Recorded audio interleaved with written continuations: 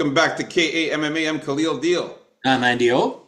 And we are KAMMA, about to talk about our final thoughts, predictions, and face-offs for UFC Shanghai, set to take place at the Shanghai Indoor Stadium at 3 a.m. Eastern Time. So you better be up early for this one. It's going to be off the chain. So, I'm really hyped after watching the face-offs.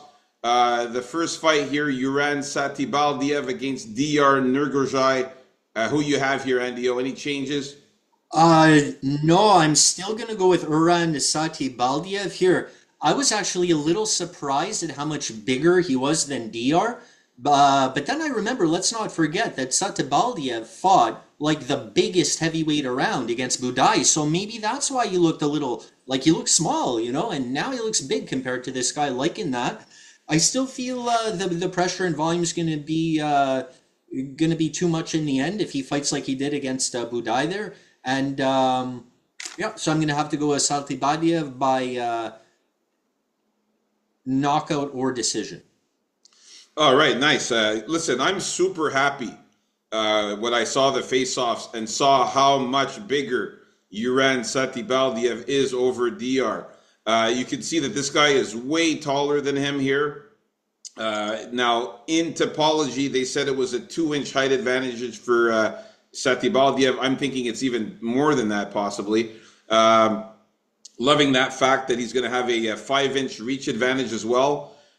You can't see the body type because of the fact that they're both wearing their flags over their bodies. They're hiding it. But let me tell you, Uran Satibaldiev is in great shape. This guy is lean. He's muscular. He's built. He looks great.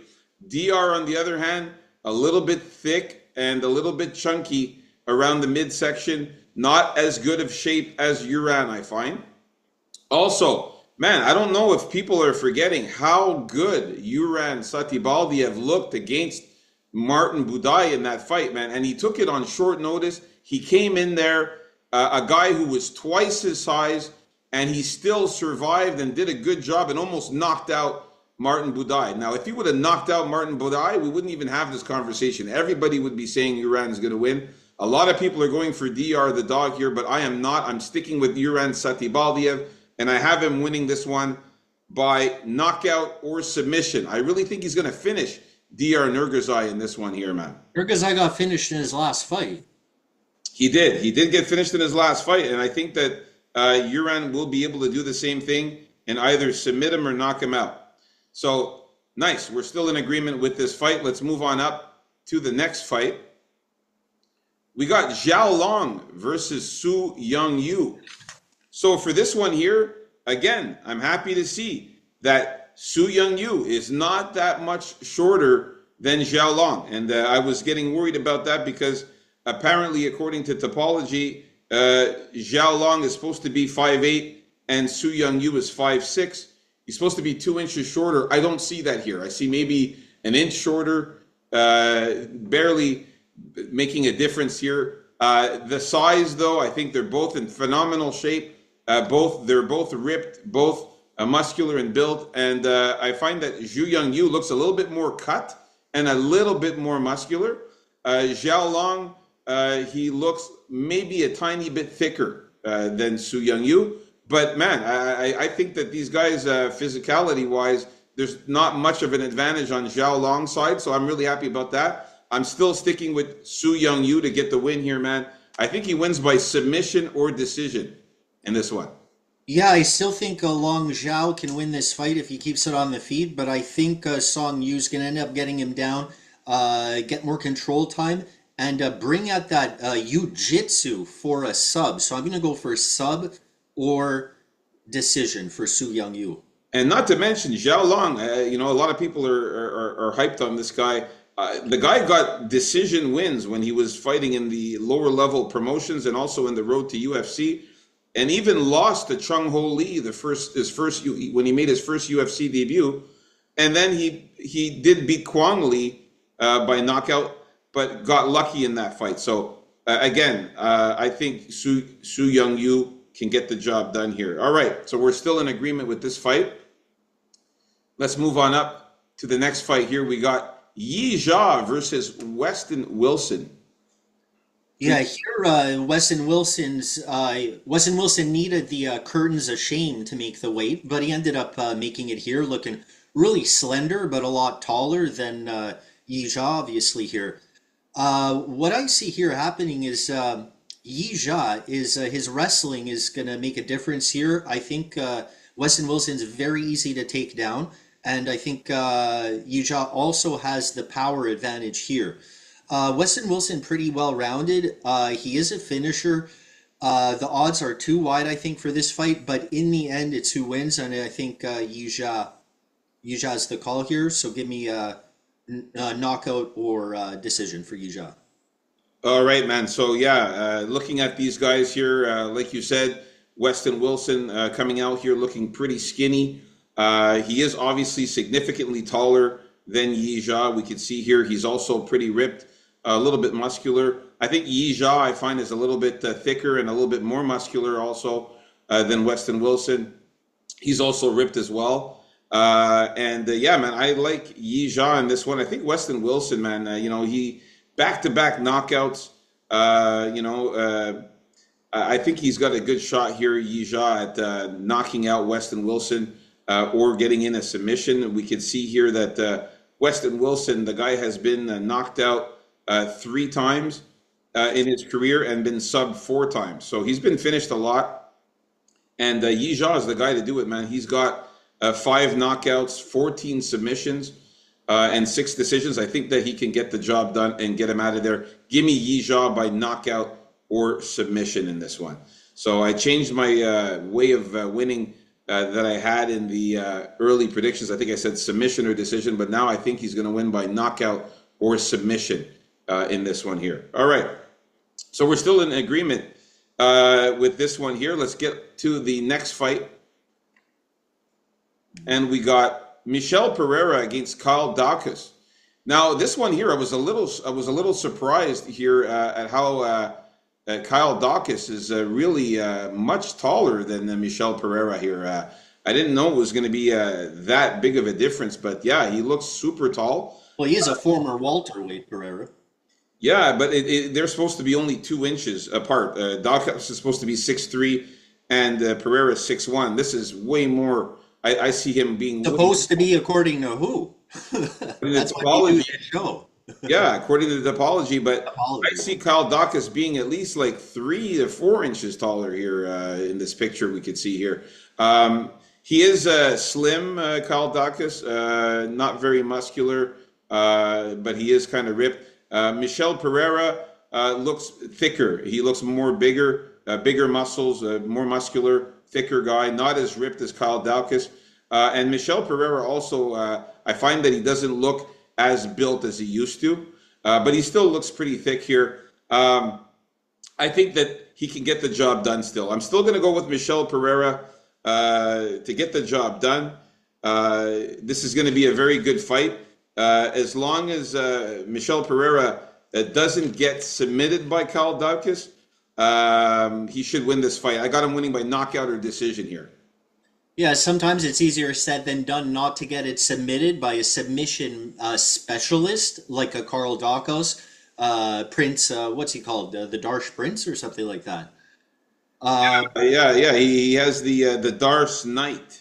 But if you notice at the start of this face-off, when Michel Pereira put his arm out, Kyle Daukaus jumped back in fear, I found.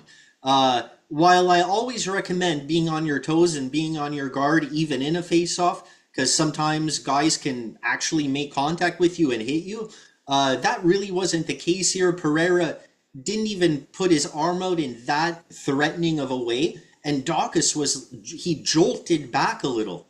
And here you can see the tail end of that, like, jolt back.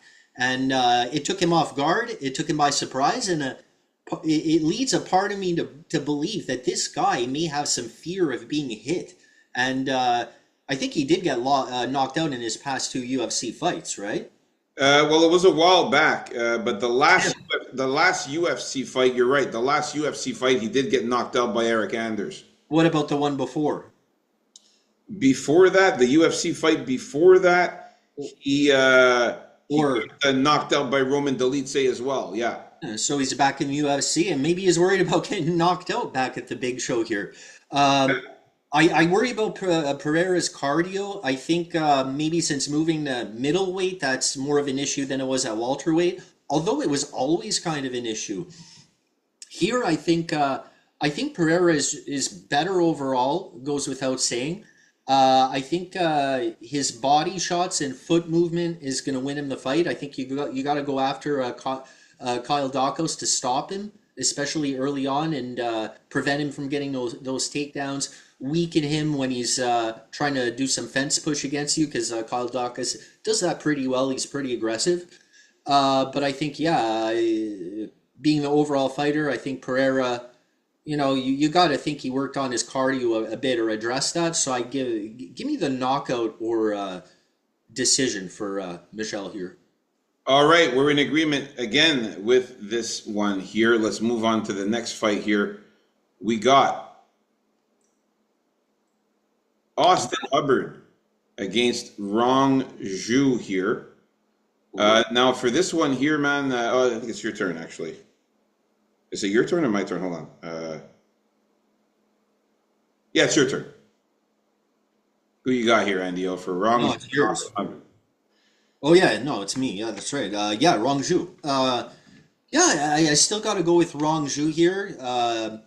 I think his striking is a lot better, obviously. I think the leg kicks are going to come into play to, again, to stop the success rate of Hubbard's takedowns. And he's got to be careful, Hubbard's, just his overall pace. Try not to get drawn into that game where Hubbard is just coming forward and he's always on the back foot. So he has to mix it up a little offensively, but I think leg kicks, some body shots, and just overall striking ability and skill of Rong Zhu is going to get him the win here. So give me decision or knockout for Rong here. All right, so I like this, man. I like Rong Zhu as well, and the fact that Austin Hubbard is not taller. These guys look like they're the exact same height. Physically, Austin Hubbard's in good shape, man. He's built. He's kind of ripped there. He's cut. He's got some muscles there. Rong Zhu, I think, is a little bit more cut, a little bit more ripped, also muscular as well. So they're in both of them in great shape. And I'm going to go with Rong Zhu to get the win here by submission or decision. Reason why is because Austin Hubbard's never been knocked out. He's very tough. He's got a very tough chin. He's never been knocked out in his career, but he has been subbed 3 times and has also lost 6 decision losses out of his 9 losses. So give me Rong Zhu by submission or decision in this one here. All right, me and NDO agreeing on all of the fights in the prelims. We're at the main event now of the prelims. If you haven't already, guys, hit that like button and subscribe. So we got here Charles Johnson against Lonair Kavanaugh here. Now for this one here, man, this one here, I am definitely very, very happy to see how tall Charles Johnson is, towering over Lonair Kavanaugh here, and not intimidated by this guy at all. Got in his face, stepping to him right away. Got to say they're both in great shape. Lonair Kavanaugh, super good shape, ripped, muscular, built, looks phenomenal. Charles Johnson too, still lean, looks good too. He's ripped as well. I got to say maybe Kavanaugh's a little thicker and a bit more muscular than Charles Johnson. But man, the height advantage here for Charles Johnson, the reach advantage for Charles Johnson. He doesn't have many fights where he's the big guy. And I like that he's going to be the bigger guy in this one. Kavanaugh doesn't have any fights where he's the bigger guy. Yeah, well, Charles Johnson, the fact that he's the bigger guy with a 5-inch height advantage and a 3-inch reach advantage, which might even be longer than that if we look at these guys' arms here. He's got some long arms, Charles Johnson, man. So I think Charles Johnson is going to be my dog of the week here pick. And I got Charles Johnson to win by knockout or decision. My dog of the week pick here. Yeah, loving Charles Johnson at these odds especially. I want to see Charles Johnson hopefully start the fight a little faster. I know that's next to impossible for him to do. But I see him working his cardio as a weapon here. He's a really good guy for that in the lighter weight classes here. And as he works into the fight, I see him landing more and a variety of shots, some fence push up there, maybe go for a couple of takedowns, and win probably by decision. Hey, sorry about that. This is the co-main event, actually. Yeah, I was gonna say that co-main event. Yeah, we got another one here. Sorry about that, folks. We got here Mahashate against Gage Young. This is the main event of the prelims here. Like and subscribe, everyone. So for this one, who you got here, Andy O? Yeah, I'm still gonna go with the dog Mahashate, although I don't know how much of a dog he is, because it's been kind of bouncing around a little bit the line. Uh, yeah, I think he's gonna be the better striker here. Look, Gage Young is a pretty good striker here, but I feel Mahashate is gonna have a good performance here at home, and I also don't think that Gage Young is going to go for as many takedowns and work the ground game maybe as much as he should, because let's remember sometimes the game plan would be obvious to us looking from the outside and going, this guy should definitely use takedowns. If he does, he'll win the fight. Just use those takedowns, and they never end up doing it, you know? So sometimes you got to go with what the fighters normally do, not what they should do. And I think in the end, Mahashate is going to end up getting a decision here against Gage Young or a knockout. Yeah, man, same here. I'm still sticking with Mahashate. Loving to see that he's the bigger guy here. You can see that he's much taller than Gage Young. He's going to have that 3-inch height advantage. He's also going to have a 1.5-inch reach advantage. But I like the fact that he's much taller, much bigger than Gage Young. He's muscular, he's ripped, he's built as well. He looks very, very good. Gage Young still also in good shape as well, and pretty muscular himself. But yeah, Mahashati looks like the bigger guy in this one, and I like him here to win by knockout or decision as well. So there you have it, folks. Our final predictions, thoughts, and face-offs for the prelims.